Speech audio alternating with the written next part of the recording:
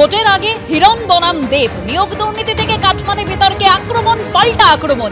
গরু পাচার কাণ্ডে এনামুল যোগ নিয়েও দেবকে নিশানা করেছেন হিরণ।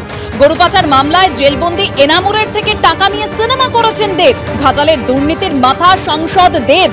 অবৈধ বালি খাদান চালায় তৃণমূল, তাদের নেতা দেব। ফের আক্রমণ হিরণের।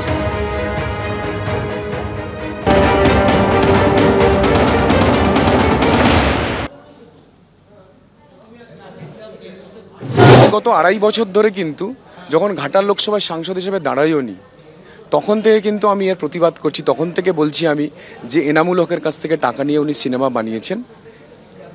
কোন এনামুল? যিনি জেলে আছেন। কে সিনেমা বানিয়েছে? গরুচোর এনামুল হকের কাছ থেকে টাকা নিয়ে আমাদের এখানকার সাংসদদের সিনেমা বানিয়েছেন, যার জন্য সিবিআই ইডির কেস চলছে। এই যে এত দুর্নীতির অভিযোগ করছেন, তাহলে এই দুর্নীতির মাথাকে ঘাটাল লোকসভায় এখানকার সাংসদ, যে কোনো লোকসভার নেতা তার সাংসদ হন। ধরুন যদি খড়গপুরে কোনো দুর্নীতি হয় তো আমি দায়ী নেব না, আমি দায়িত্ব নেব। তো এই যে বালি খাদান, আমি যেদিনকে যাব তার আগের দিনকে কি করলো, বাঁধের জল ছেড়ে দিল, যাতে পুরো জলটা দিয়ে বালির খাদানের যে বিরাট বিরাট গহ্বর সব বন্ধ হয়ে গেল। এই বালির খাদান কে যাবে? তৃণমূল, ঘাটাল লোকসভার তৃণমূল এবং তার নেতাকে, ঘাটালের লোকসভার নেতাকে 10 বছর ধরে কে নেতৃত্ব দিচ্ছে? কার নেতৃত্বে এত সন্ত্রাস হচ্ছে? কার নেতৃত্বে তোলামূল উঠছে?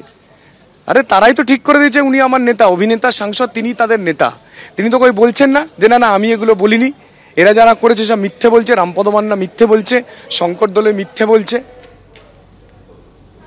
ওর কাছে কোনো কথা নেই, এই কারণ ওর দল এবং উনি যে খড়গপুরে 3 বছর ধরে এমএলএ ছিলেন, ওনাদের নিজেদের কোনো কাজ যেটা মানুষের সামনে রাখবে, যার ভিত্তিতে মানুষের কাছে ভোটটা চাইবে, সেই কাজগুলো তাদের কাছে নেই। সেই জন্য, এবং সত্যি কথা বলতে গেলে আমি এটা বলতে চাই না, বাট বিজেপি নেতারাই আমাকে বলেছে যে হিরণ এটা কেন করছে, এবং এখানকার যা লোকাল বিজেপি নেতারা তারা এটা পছন্দও করছে না। এটা তারও ব্যক্তিগত হয়ে, কারণ ওর মনে হয় যে এখানে টিএমসি চ্যালেঞ্জ না, এখানে চ্যালেঞ্জ হচ্ছে দেব। তো টিএমসি কে আক্রমণ না করে দেবকে আক্রমণ করা। এবং আমার যেটা মনে হয় যে হিরণ প্রথম না, 3 বছর ধরে একই কথা বলে যাচ্ছে। হিরণকে শুভেচ্ছা, রামনবমী দিন আছে,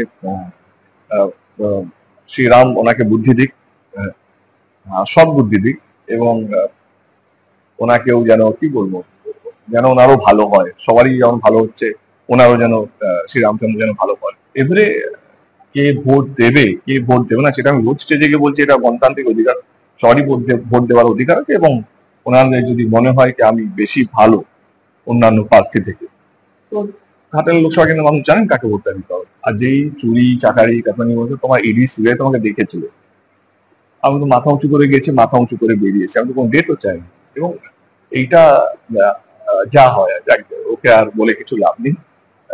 হিরণকে শুভেচ্ছা।